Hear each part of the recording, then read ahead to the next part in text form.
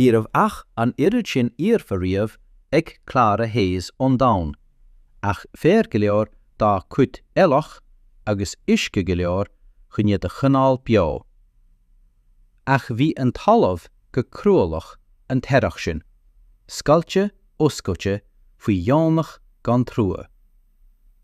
Chuaigh sí ar a capall don ag sile copper trasna an phraigh tirim, ag SCANNAL an fhorchloche.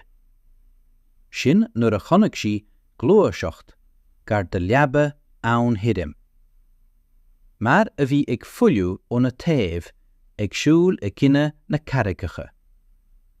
Chuaigh Clara síos ón díalach, rightfil ina lámh, arach wolves.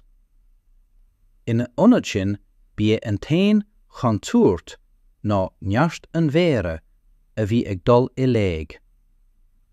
Murmuráil Clara éasca chalín, agus tharraing sí a curteamh go docht. Bhí an créacht go dama, gas fada ag sile, beidir ó chang éignach nó ó gréim cúgar. Chonigh Clara síos ag brú éadach chun an fuiliú a bheiliú. Bhí an bhar ag cru, ag róla a súla, ach níor cíceáil sí. Tá trud inad fós, whispered Clara. Bhát sí fiancar ó na buidéal ar an créacht. An bhar ag crathag, ach gan ri. Chur copper NEAMHGHNÁTH ag páing ag an jamach. Stróig Clara muineal an mhéara. Fannan Talamh, feic fuimid an dá cheann agin bracha an lé eile. Cheangair sí an gas le stialacha a stracha ón a léine. An sin rinne sí haltar rópa. Le fáinne agus crit, dearí lé an bhar a chrórú a bhaile. Irais ag a ferm, scape humble de alta aimsere agus stábli sagging. Chur Clara an bhar sa stábla ineke le copper. Bhí an stranséir ag crea, ach glach sé le fér agus isce. Dibrí Clara le solas lampa, ag glanna an créacht a ríis, ag humming go híseal, mar a rinne a máthar uair a bháim. Bhálaigh súla an mhéara, agus bhaithí Clara parangt aisteach. Ábhfuil is nach rá an créatúr ach fiam stré, ach mentor a aimsiúdí. Enam na sí sabalgí, as an snásdú dá cáta faoin salachar. Tháinig túr cúis, a dúirs Clara, ag patáil a muinneá. Beidir go tuispáinfí tú dom caché le hananta a chuaigh hart, agus bhí sabal ag léas go máil. Drastal Clara alta bógar, ach gach tránóma dil sí an bhar. Deirí copper éad dúis, ach go lua glach sé lé. An sin maidin amháin, bhí sabal winiad géir, ag tarrant an rópa áil, is dá méach Clara I géirí leanúns. Cad a táirt, murmuráil Clara ag grabbing a raibhil. Chus sí copper an díalach, lig do sabal trúrú rán scíalte. Hiúil an bhar le cúspór, seasta in enniúin a créacht léthas tras na gullas, agus scuab go dtí gur phric sí páiste deachnic, nach rá Clara riamh scouted. Ann, le tholig I scuab, bhí bohan sean, aimsere agus ciún. Frowned Clara. Ní rá a náit mharcáilte éon léir a bhí ólasaici. Clúdaigh bord na fuinneoga, an doras sagging, ach bhí deatach lag ag dul as an simléir.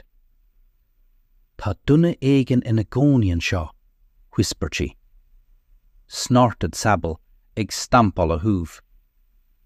Díseálaigh Clara, riamh ré, agus crept níos cara. Bhí an bohan ag bollag amid tais, agus rud éigin éigeadach cosúil le agla.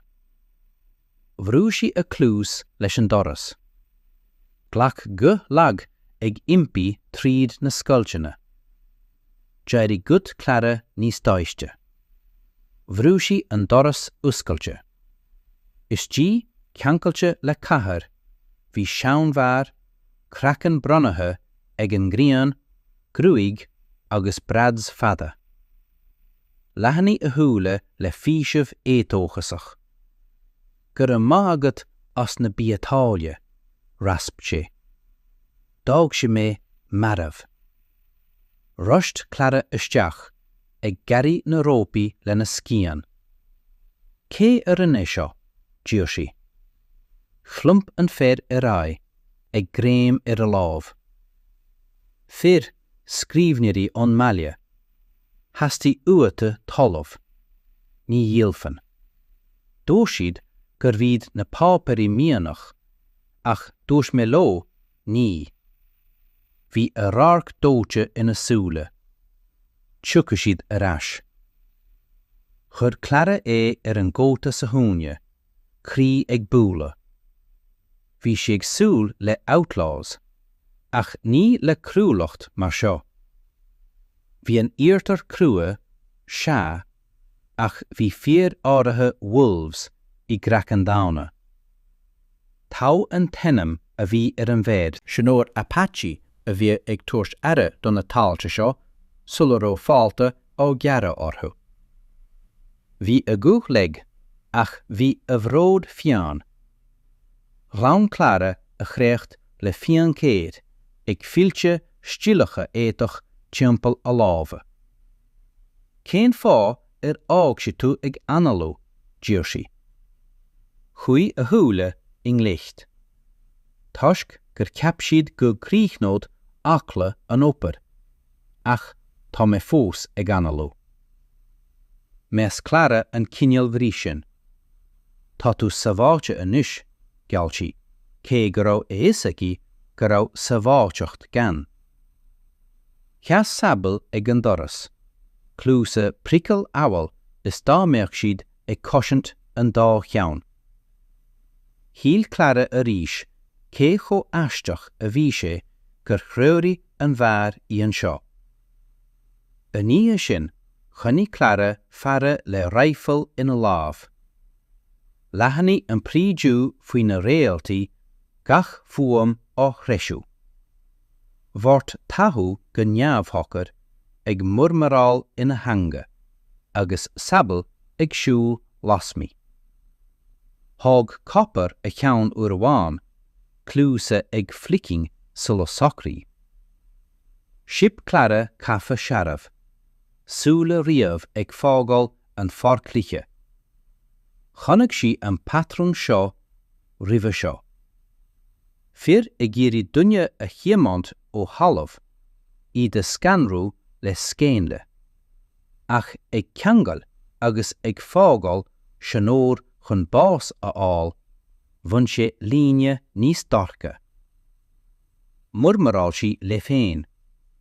Cén cineal deabhan atá ó shiúla gan cailín.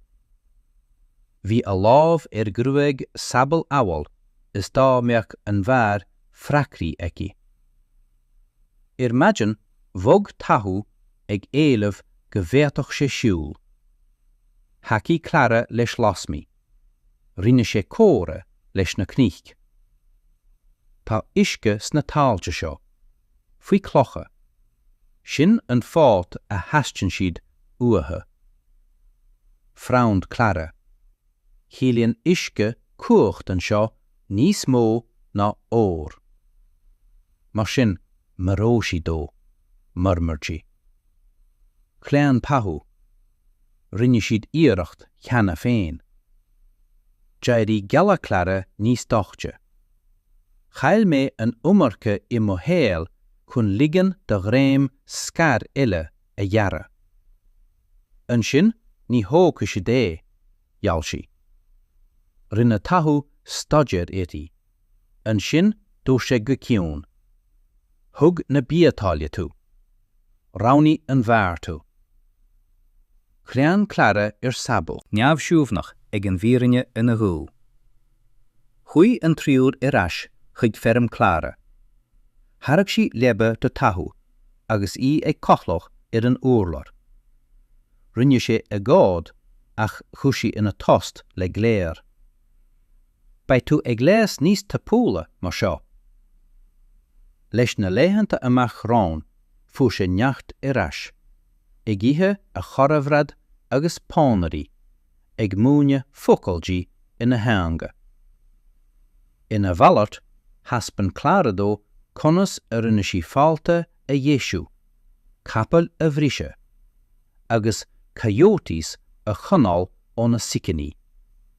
Gamal hí an teach a bhíag ag ahandas le tost a bháin inis, ag impar guhanna dhá anam stubborn, agus na snorts ciún de copper agus sabal.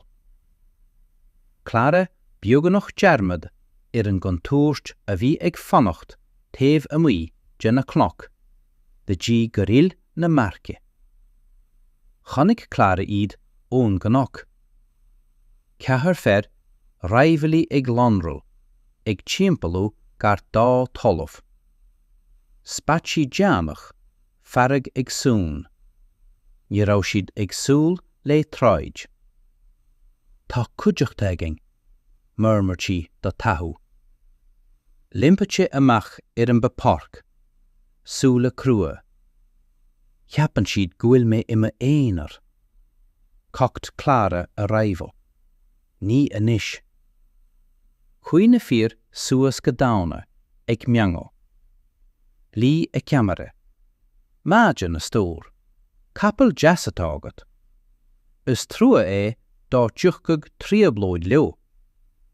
Cén fá nach djorrafa an seanmhar agus gríimid cochamir. Chur Clara ai, rival level. Ná, is féidir leat fille bio. Lehanní an standoff tout. Daharí marci a bháin, láv gar dá fistal. Ven mir Clara an trúcar. An sin glí go tahu go seasta. Is lomsa an Talamh seo. Il éon éileamh agat. Spat an camera. Níl glí agat an seo a seanmhar.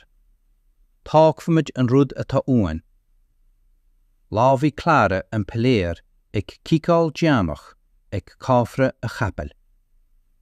An tenahí a dartaí ag cur is dó beagnach. An céad lábhí, ná cail, a dó sí go cocham. Murmur na fíor, malachtaí gara. Deireadh brunne an camera sníor. Níl sé seo tíanta. Rochla siad a cuid capall, ag rí amach is storm Janig. Exhelt Clara gamal. Rival fós seasta. Hosi an coga. Tar éis dómh imacht chur tahu láv láv Clara. Cuireann tú an umarcha I máil mháin. Shrug Clara. Tá an domhan tar éis go leor a ghlacha ceanna féin. Ní ligeadh mé dó níos mó a ghlacha má tá mé in ann cabhrú. Rinne a thuúla cuardach uirthi. Jumparan tú cua mar chloch, ach jumparan tú tíine freisin. Chonaic an bhar frowned Clara. Cata bhaineann se leis seo. Rinne tahu miúnghára go héadram. Uaireanta cuireann an talamh tráirte, uaireanta ceithre chosa. Cláim Clara a ceann, ach nuair a stróg sí muineal sabal an tráthnóna sin, ní rá sí in ann an mothúcán a chratí go raibh níos mó fíoranne ag focail tathú ná superstition. Bhí na léhananta amach rán chins.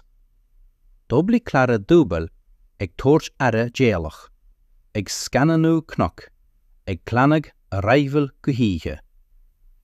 Déalaigh tathú cabhrú ag láudú le gach bracha an lai.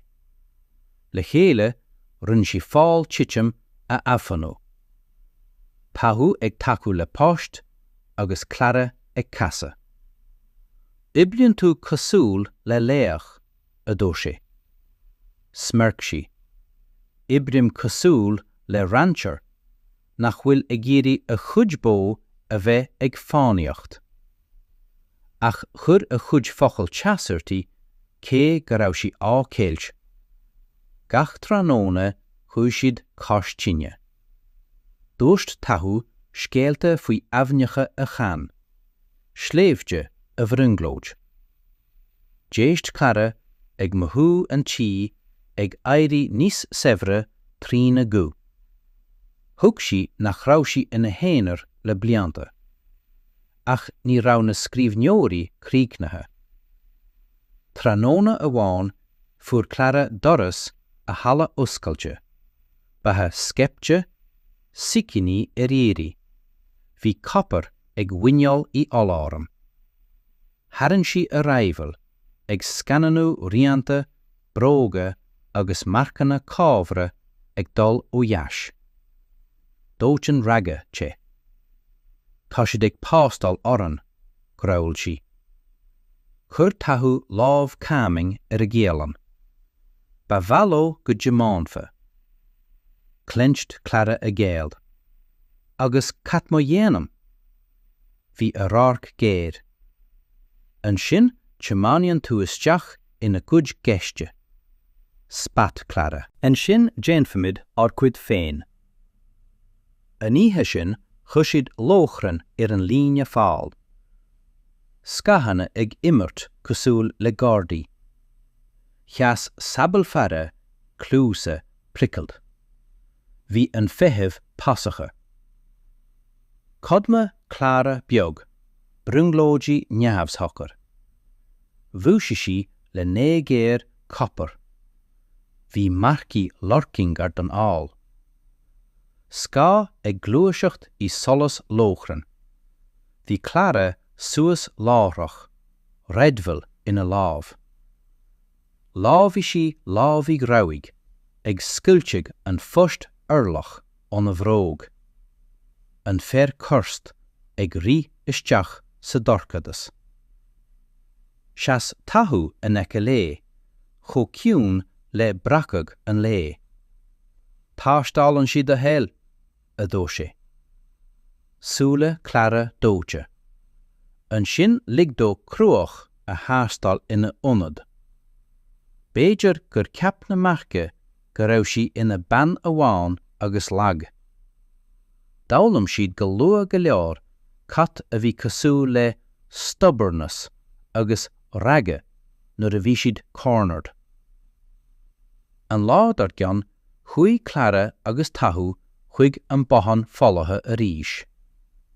Istí rinne sí cuardach ar leideanna cén fá a raibh sé chomh tábhachtach sin.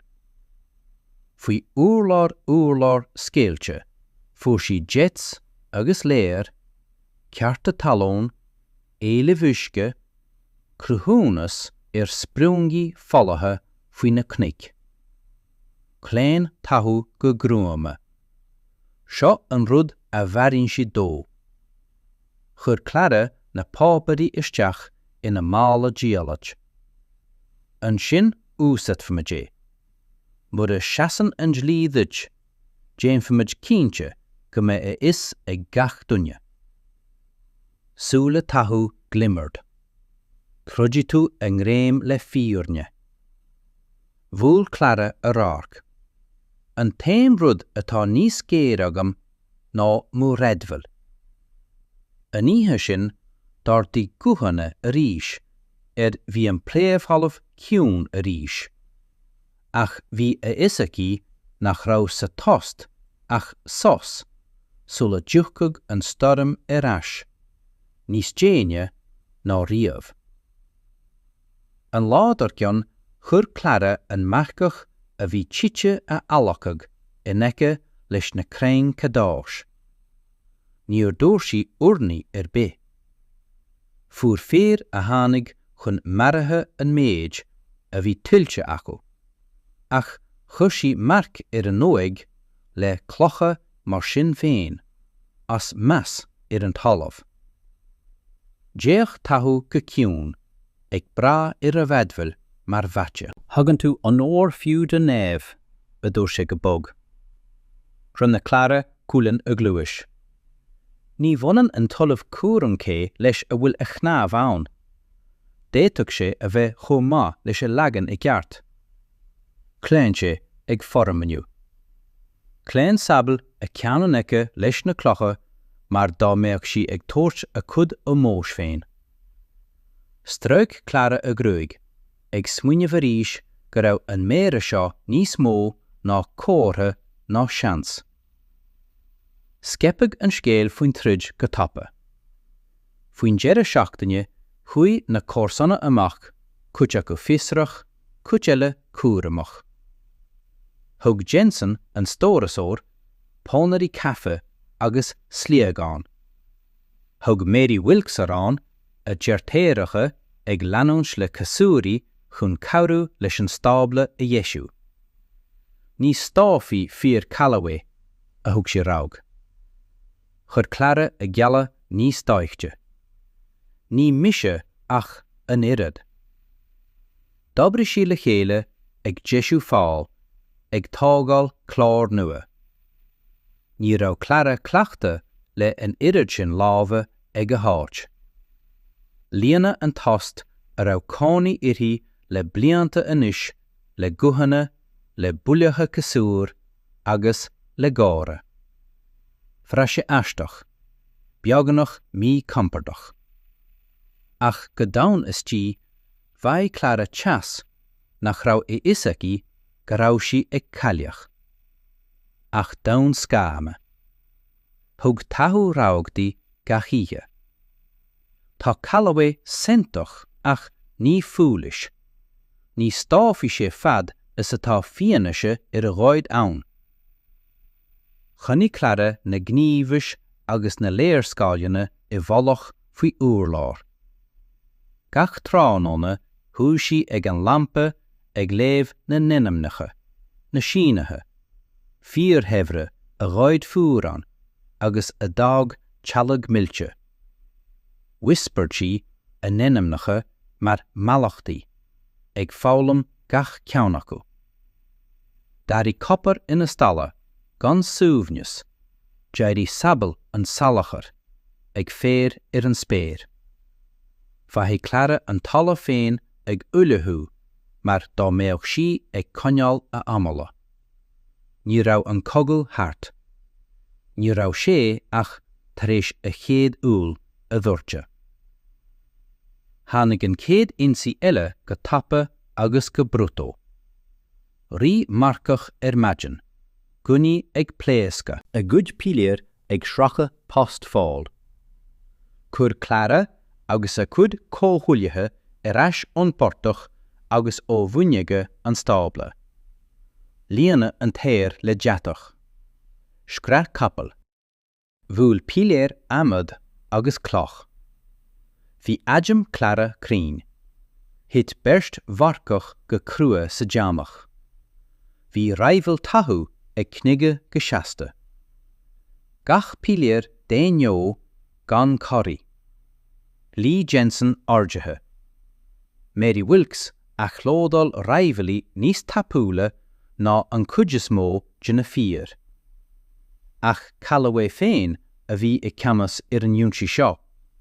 A dhealla gotathe ag longrú, a thuúla ag pléasca le fua. Is lumsa seo, a gléir sé. Chur Clara a raibhil suas. Ní anois a dó sí go bog agus lámha sí. Bhúil an píléir lámh Callaway, ag casach é sa díalait. Chur sé malach ag créim an gortú, ach dain sé múm. Chur a chuid fér isteach ag an rárc, cuid acu ag brisegas. Chur Clara an tiontí chun cín, ag lámhach a ríis, a cuid cóthúilithe ag coinneáil láitear. Rí copper amach, ag scapa mharcach, agus sabal ag gairí, a chosa ag Sracadh an éir mar asacht déanta fiala. cleann an deamach, glí na gléach. An sin, chó tapaí agus a thosaigh sé he na rádars, ag tarrant a ceamara gortathe ló. Chur Clara a raibhil sios, a cábhre ag an álo. Bhí pil ag a portach. Bhí an stábla ag deatach, ach bhí a talamh fós ina seasamh. Whispert si de féin. Ní aniu, ní chíche. Ina dhiar sin, rinne Clara ara donna gortathe I measc a córsanna. Bhí deartar Mary tar éis píléir a áil tríd an gúilian. Chur sí é le fion uisce betha agus grit. Hábháil tú mí, a whispered Mary. Chru Clara a ceann. Cawriamar a chéile. Chuí tathú I teacfáil, ag cur a lábha gúilian Clara. Ní leatsad neart anúis. Fecin na dhaoine é, seasfa sí leat. Ní raibh Clara cínte cumas a phreacart. Bhí si ina cónaí có fada ina héanaar, ag troid a cuid cathanna féin. Anois bhí daoine eile ag roinst a cogaí. Chur sé agla uirthi níos mó ná píléir, ach tug sin neartí nach raibh siag súil leis. Níos déanaí an oíche sin, rinne an siriam haran marcíocht suas, an lampa ag glúsca ón a dílaid. Deide sé as ag suirmhéireacht an clós a bhí mharcáte le peléir. Cúna mé gur chur tú uimhreann le Callaway. Clos cara a lábha. Hannig sé cugam, níu cheolma ach arás é. Chur haran osna ag scratha a féasóg. Tá fiamise agat I dhéanfaí dochar do lá de na fíor mhóra sa chánta. Ní bheith siad ag maithú le cara. Déanfaí siad ócláthú más féidir ló. Bhúil cara a thúla crua mar íran. Lig dó iarracht a dhéanamh. Ní cuireann an íarne agla éasca. Rinne haran staidir uirthi fead nóméid fada. An sin cléann sé a hata. Tá tú stubborn. Féidir stubborn go lár chun an áitseo a ahrú. Chuí seachtaí hart lán le siocháin teann. D'oibrí cara an éirim, Iesu fáil, chunní raifilí gar. Thug na córsanna sa láthairtí, cuit acu ag fannacht thar ihe mar gortaí. Fiú imirt páistí ina clós, gára ag measca le fuam an ghuamhúlin. Don céad uair le blianta, chuaila cara áthas ar a talamh, ach gach tránóna bhain si leis na uairlár faoine rá na pápéir suite, ag mabhradí féin faoin storm a bhí fós ag fiocú. Bhí sabal suite in aice, de gcónaí, fearach, copper seasta ag a héamh. Whispered cara dóibh beirt. Má thucann siad a ríis, cuirfmíd dearag le seo uair amháin agus go deá. Tháinig an seo deirí leis an galach nua. Jill Callaway, gortata ach gan bhrise, flankt ag beaganach dos an fér. Lasa tóirsi, lonraí raifilí. Clara Hayes, a léir sé. Is lomsa an talamh sin de ceart. Tóir suas é ná bás sa deannach. Chuí Clara amach ar a portach, raifil ina lábh, tathú ina dhia, córsanna taobh hir. Tá an talamh seo sáideata le go leor fola a gléisi. Is féidir leatsa a bheith pártachán más mian leat. Chuí na táirsi chun cín, an solas dóteán ag dawsa ar an clós tirim. Bhí crí Clara ag búla go seasta. Ní bheidh éon cholú, éon ráí, a nacht. A nacht, ceanófar an íran I lua agus I neatach. Chur na scríbhneoirí ansi, tóirsi ard. Bhí píléir Clara ar dúis, ag chur an ír in aice le Callaway síos. Bhí raidfil tathú ag cnagga. Lámhí Mary. Glé Jensen. Phléasc an Chaos. Pílar ag Sracadh an Éir. Tóirtí á gathmh I tró an stábla. Scréad copper. Rí sabal amach ag scape lasracha le na chosa. Chráid Clara mar storm ag aclódal le cúneas mecniúil. Ag lámhach gan agla. Glé Callaway ag Sracadh chun cín. A rinne díirithe ar a cáfra. Mully an Tom. Jerry a Raidful. A nál seasta. Lámhí sí. Cléin Callaway búilte go díreach ag titim ón a capall. Bhí an táise a bhí aice múchta sa deamach. Hít an tost trom mar a bhí a chuid fér ag dul I leacad. An sin bhris ag tethe isteach sa níthe. Nuair a hocaigh an deamach, bhí Clara ina seasamh ag cria, Raidful ag teatach. Bhí corp Callaway ina luí go ciúin sa deamach. Ní raibh a impaireacht chíochnathe ag Severus, ach ag dúiltú mná amháin geile. Chur na cóirseanna a cuid guní síos. Cuid acu ag líoch go lag, cuid eile ró uafásathe chun láist. Chur tathú lámh ar a hollan. Tá sé dianta. Déach Clara an sin amach ar na táirtí briste, an talamh gortathe. I feadh tamil, a whispered she.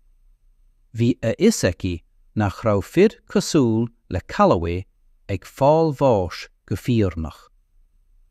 Déirú daoine eile ina náid. Ach bhí a isaici freisin go gcuirfeadh sí rompa ar an mbealach ceama. Ceann ard, Raidful ré, acla corra go dain. Allacha siad na marabh ar bracha an lé, na críocha crín cadáis ag luasca go bog. Bhí Clara ina seasamh hata ina lámh, gan éon rud a rá. Ach bhí meáchan ag buint lena tost. Ba chosúil go raibh an talamh ag analú amach, siar ó malach a bhí ag gail le fada. Bhúil na cóirseanna a drum, gheall siad díalseacht, bhíonna siad seasamh a ríis más gá. Cléin Clara, buíochas dangan ina scornach. Ní raibh sí ina hámar a thula. Bhí an irim uafásach ina háit bhallacha, neart. Bhí na cnábha faoin uirlar agus na pápar I bhallach faoi, tar éis iad a cheangal le chéile.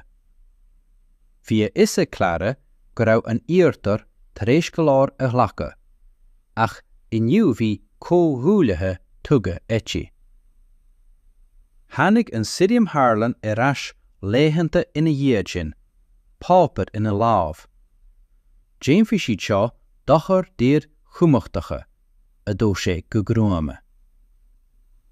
Bhréig Clara ar a rádfil. Go maith, lig dómh dó, chrise a ceann. Ní bheith sé có simplí sin.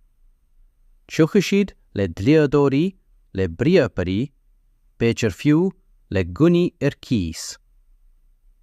Rinne Clara gáire. An sin dhéimhigh siad an rud céine a fuair Callaway. Rinne Harlan staidir uirthi, an sin dó sé go bog. Béidir nach bhfuil tú ach ag coineáil talún. Béidir go bhfuil tú ag tágáil rud éigin níos mó. Ní Sracadh Clara. Ní raibh sí cinnte an raibh sé géirí a bheith ina siombal déine.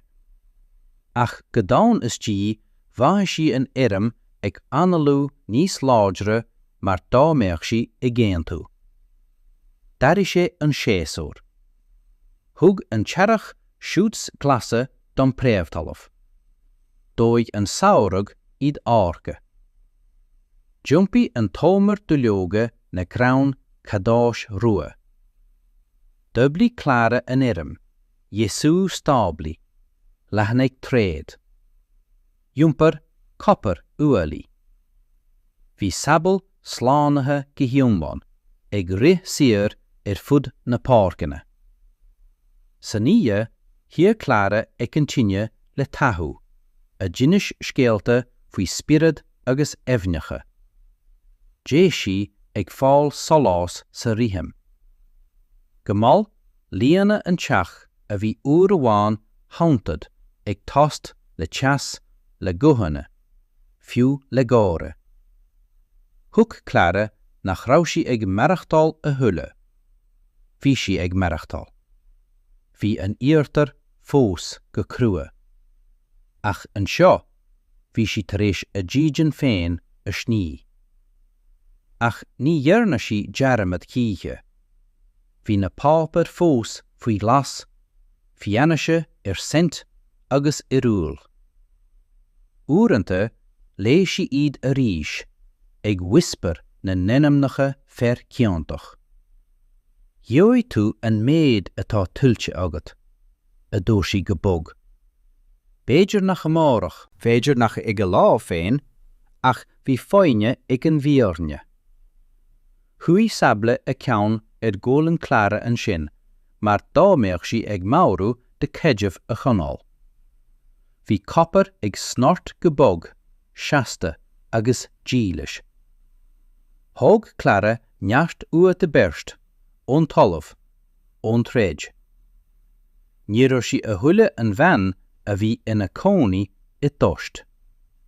Ba í Clara Hayes agus bhí an iarthair ina cnáfa. Thosaí taistileta ag cuairt, ó darant ag scéalta.